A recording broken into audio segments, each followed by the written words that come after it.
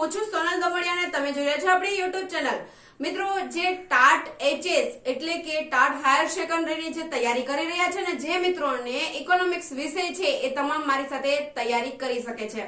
ઘણા મિત્રોના એક મેં વિડિયો રાખેલો તો ઘણા મિત્રો એવું કહે છે કે હવે બીજો વિડિયો ફટાફટ ઇકોનોમિક્સનો રાખો જેનાથી અમે તૈયારી કરી શકીએ। મિત્રો આપણે તૈયારી એવી રીતે કરવાની છે કે પહેલી પરીક્ષા વિકલ્પવાળી અને બીજી પરીક્ષા લેખિત આ બંનેમાં જે આપણે કમ્પ્લીટ આપણી જે 100% આપી શકીએ। કારણ કે 100 માર્કનું આમાં કન્ટેન્ટ પૂછાશે વિકલ્પવાળામાં, 100 માર્કનું જે લેખિત છે એમાં મેથડ 20 માર્ક અને કન્ટેન્ટ આપણું છે એ 80 માર્કનું। તો એ કમ્પ્લીટ આપણે જો 100 માંથી 60 માર્ક લેવા ફરજિયાત છે તો 100 માંથી 60 માર્ક લેવા હોય તો આપણી તૈયારી 100% ની હોવી જોઈએ। ચલો ફટાફટ શરૂ કરીએ આજનો ઇકોનોમિક્સનો પાર્ટ 2 વિડિયો।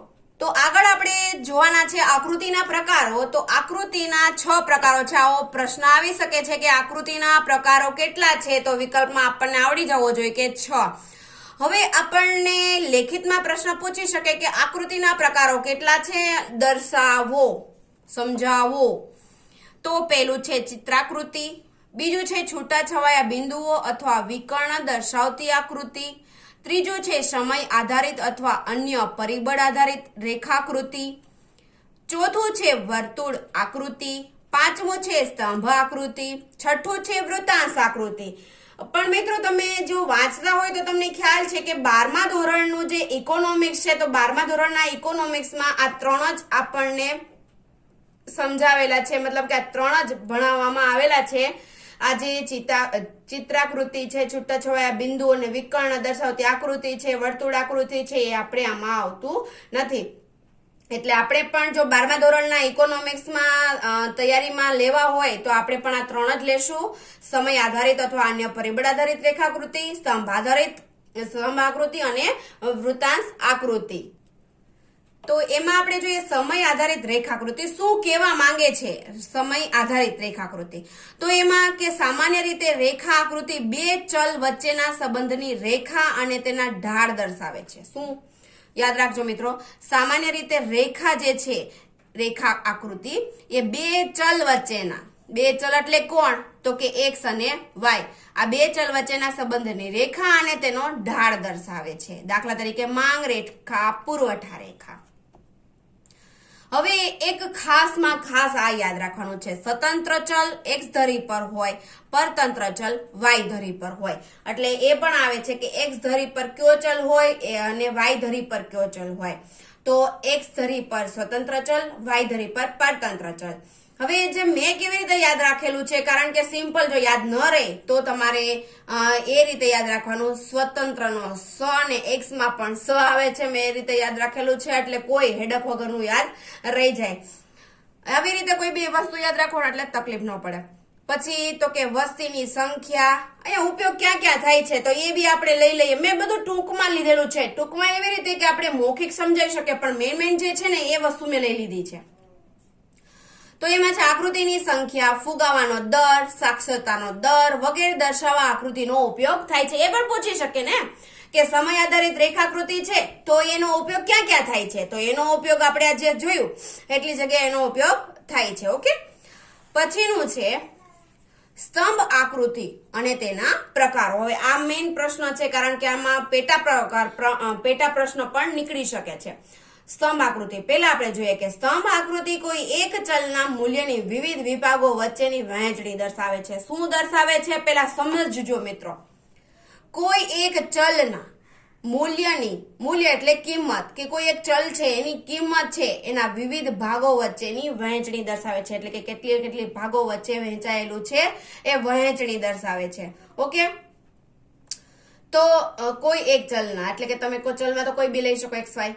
સ્તંભ આકૃતિના 3 પ્રકાર છે, આ ખાસ યાદ રાખવાનું છે કે સ્તંભ આકૃતિના કેટલા પ્રકાર છે। ટોટલ આકૃતિના 6 પ્રકાર છે। ઓકે, પણ જો સ્તંભ આકૃતિના પ્રકાર પૂછાય તો 3। મિત્રો તમે નોટ લીધી છે કે નહીં તો નોટ લઈ અને નોંધ કરતા રહેજો, લખતા રહેજો। મેં મહેનત કરેલી છે, તમે પણ કરજો, જેનાથી આ આપણે મળીને એક્ઝામ છે ને ક્રેક કરી શકીએ। તો ચલો ફટાફટ એના 3 પ્રકાર છે. તો પ્રકારમાં આપણે જોઈએ, પહેલું છે સાદી સ્તંભ આકૃતિ, પછીનું પાસ પાસેની સ્તંભ આકૃતિ, પછીનું છે વિભાજિત સ્તંભ આકૃતિ. તો એમાં પહેલું આપણે જોઈએ કે સાદી સ્તંભ આકૃતિ. સાદી સ્તંભ આકૃતિ કોને કહેવાય? તો કે સાદી સ્તંભ આકૃતિ કોઈ એક આધાર જેમ કે પ્રદેશો, સમયગાળો વગેરે ઉપર કોઈ એક ચલનું મૂલ્ય દર્શાવે છે. કોઈ પણ એક ચલનું મૂલ્ય. અહીંયા હું તમને એનું જે ઉદાહરણ છે એ બતાવું. તો જો અહીંયા આ સાદી સ્તંભ આકૃતિ છે. શું છે? તો કે આ જે ચલ છે, ચલ ઉપર માત્ર એક સિમ્પલ વસ્તુ દર્શાવેલી છે. ઓકે, તો આને કહેવાય સાદી સ્તંભ આકૃતિ. બીજું જોઈએ પાસ પાસેની સ્તંભ આકૃતિ. પાસ પાસેની સ્તંભ આકૃતિ નામ પ્રમાણે જ ગુણ હોય એના જેવું છે. આકૃતિને આકર્ષક બનાવવા માટે દરેક વર્ગના સ્તંભને અલગ અલગ રંગ અથવા શેડથી દર્શાવવામાં આવે છે. કારણ કે આ પાસ પાસે જ હોય સ્તંભ એના, તો એટલા માટે એના જે સ્તંભ છે એને અલગ અલગ દર્શાવવામાં આવે છે. આપણને સાદી સ્તંભ આકૃતિમાં તો ખબર જ છે કે એક જ સ્તંભ હોય, પણ પાસ પાસેની સ્તંભ આકૃતિમાં અલગ અલગ સ્તંભ હોઈ શકે છે. જેમ કે જો આ સાદી છે, એની અહીંયા આવી રીતે ટચ કરી અને બીજું સાથે જ કોઈ આપણે દર્શાવવાની વસ્તુ હોય, વિગત હોય, તો એને આપણે આ રીતે દર્શાવી શકીએ. તો આ પાસ પાસેના 2 સ્તંભ થઈ ગયા ને. જો કોઈ અહીંયા દર્શાવેલું હોય, કોઈ બી એક વસ્તુ સાથે આપણે બીજી વસ્તુને દર્શાવી હોય, તો એની સાથે એક સ્તંભ આકૃતિની સાથે 2 સ્તંભ આકૃતિ આપણે લેવી પડે, 3 પણ લેવી પડે. તો એને સાદી સ્તંભ આકૃતિ નહીં પણ પાસ પાસેની સ્તંભ આકૃતિ કહેવામાં આવે છે. આ રીતે 3 પણ સ્તંભ દર્શાવી શકાય છે. ઓકે, તો સમજાઈ ગયું કે સાદી સ્તંભ આકૃતિ તો કે એક સ્તંભ હોય. પાસ પાસેની સ્તંભ આકૃતિમાં સ્તંભ જોડાયેલા હોય, જેને આપણે મતલબ કે જોઈન્ટ વિગત કોઈ દર્શાવવાની હોય, તો એને લીધે આપણે પાસ પાસેની સ્તંભ આકૃતિ દોરવી પડે. પછીનું છે વિભાજિત સ્તંભ આકૃતિ. જ્યારે સ્તંભ આકૃતિના આ ખાસ યાદ રાખજો કે જ્યારે સ્તંભ આકૃતિના દરેક સ્તંભના મૂલ્યોને 1 થી વધુ પેટા વિભાગોમાં વહેંચવામાં આવે, 1 થી વધુ પેટા વિભાગોમાં, ત્યારે વિભાજિત સ્તંભ આકૃતિ બને છે.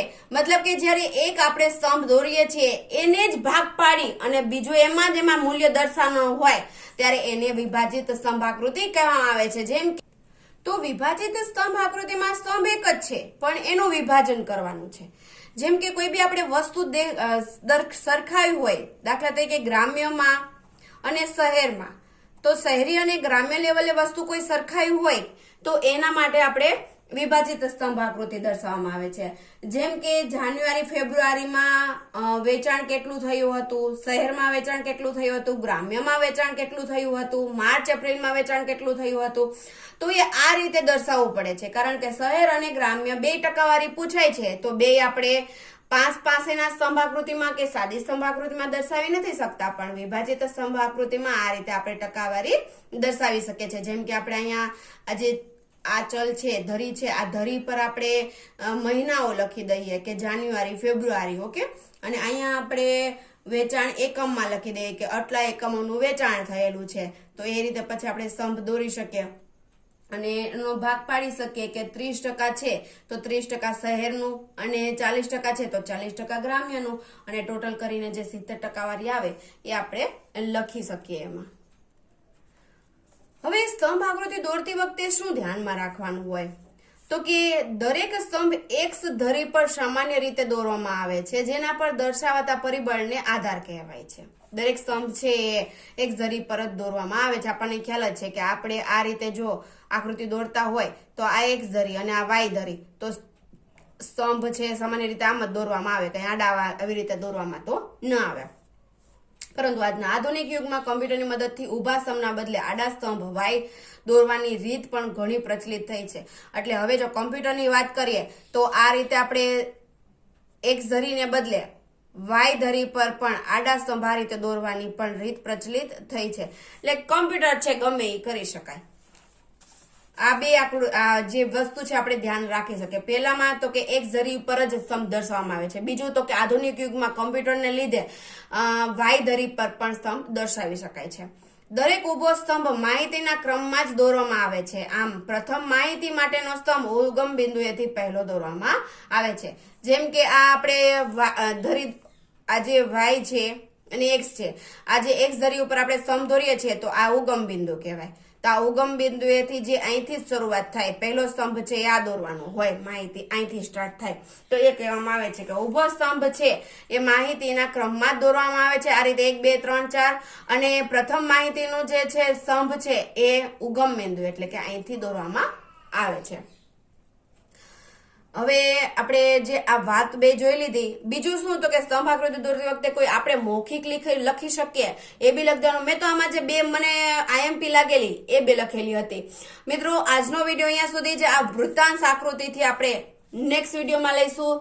ત્યાં સુધી વિડીયો ગમ્યો તો લાઈક કરો ફટાફટ અને હા શેર કરો મિત્રો સાથે, જેનાથી આ વિડીયોસ માહિતી જેને પણ મળી શકે અને કોઈ બી સમજૂતી, કોઈ આવી રીતે સામાન્ય રીતે જે સમજૂતી છે એને શાંતિથી મળી શકે, સહેલાઈથી મળી શકે, જેનાથી જે આ ટાટ HS ની એક્ઝામ છે એને ક્રેક કરી શકાય.